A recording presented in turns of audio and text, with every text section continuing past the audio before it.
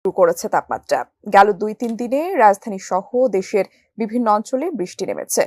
ফলে গরমের হাঁসফাঁস থেকে কিছুটা স্বস্তি মিললেও এবার শুরু হতে যাচ্ছে কাল বৈশাখীর তাণ্ডব। সেই সাথে তাণ্ডব চালাবে বজ্রপাত ও শিলাবৃষ্টি।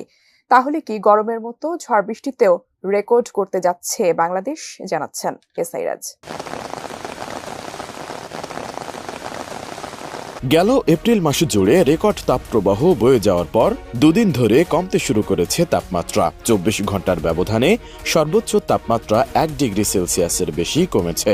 দেশবাসীর জন্য সুখবর, তাপমাত্রা কমার এ ধারাবাহিকতা অব্যাহত থাকবে আরও কদিন।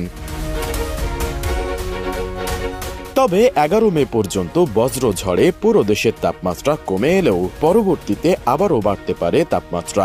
বজ্রঝড়ের তাণ্ডব শুরুর পূর্বাভাস দিয়ে আবহাওয়াবিদ আবুল কালাম মল্লিক বলেন, টানা তাপপ্রবাহের অবসানের পর শুরু হতে যাচ্ছে